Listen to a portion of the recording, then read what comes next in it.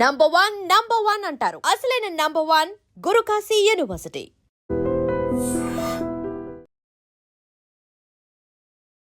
Breaking news చూస్తున్నారు. సికింద్రాబాద్ లోని BSNL office లో అగ్ని ప్రమాదం జరిగింది. సో షార్ట్ సర్క్యూట్ అయ్యి అందులో ఉన్న ఏసీ పేలడంతో మొత్తం మంటలు చెలరేగడం జరిగింది. సో వెంటనే స్పందించిన సిబ్బంది అందులో ఉన్న ఎంప్లాయీస్ అందరినీ బయటికి పంపించడం జరిగింది. సో దాదాపు అందరూ బయటకు వచ్చేసారు, అందరూ సేఫ్ గానే ఉన్నారు.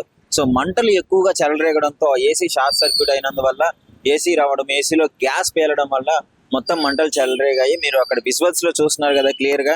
సో ఫైర్ ఇంజన్లు పక్కనే ఉండడంతో సో త్రుటిలో తప్పింది ప్రమాదం. అయితే ఎవరికి ఏం ప్రమాదం జరగలేదు.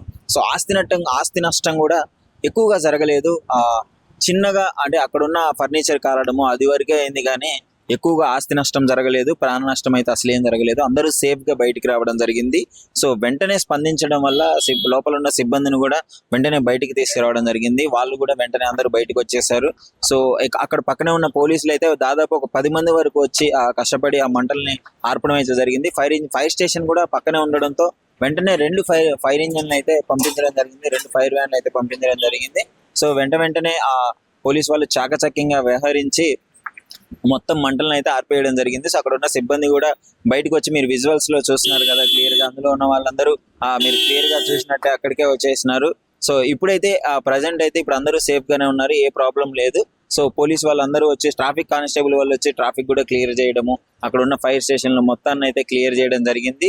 సో ఇలాంటి ప్రమాదాలు జరగడానికి ముఖ్యంగా పెద్ద పెద్ద ఆఫీసులలో షార్ట్ సర్క్యూట్స్ కారణం అని తెలుస్తుంది. మొన్న కూడా జీడిమెట్లలోని పేపర్ ప్లేట్స్ పేలడంతో మొత్తం ఆస్తి నష్టం జరిగింది, ప్రాణ నష్టం అయితే జరగలేదు. సో ఇదే విధంగా ఈ మధ్య కాలంలో ఎక్కువగా షార్ట్ సర్క్యూట్ అవుతుంది. మరి దేని వల్ల అవుతుందో అర్థం కావట్లేదు, కానీ కొన్ని బిల్డింగ్స్ లో అయితే షార్ట్ సర్క్యూట్ ఎక్కువగా జరుగుతుంది, ప్రాణ నష్టం అయితే జరగలేదు.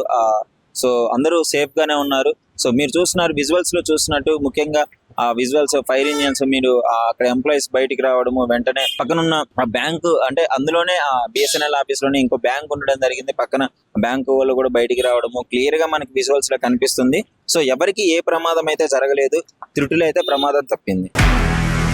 నిజంగా ప్రస్తుతం ఉన్నటువంటి సమాజం దేనికి ప్రయారిటీ ఇస్తుంది? ఆర్థిక సంబంధాల చుట్టూ మాత్రమే తిరుగుతుంది. మళ్ళీ ఎన్నికలంగానే చాలా విరక్తి కలుగుతుంది. మంచి అనిపిస్తుంది కదా, లేడీస్ కూడా ఛాలెంజింగ్ జాబ్స్ చేసినప్పుడు చాలా బాగుంటది. ట్రాఫిక్ అసిస్టెంట్స్ గా నియమించిన ట్రాన్స్జెండర్స్ అందరితో సాల్యూట్ చేయించుకుంటున్నారు. ఫుడ్ డెలివరీ ఇవ్వటానికి వెళ్ళినటువంటి డెలివరీ బాయ్ అనిల్ పై కళ్ళ ముందు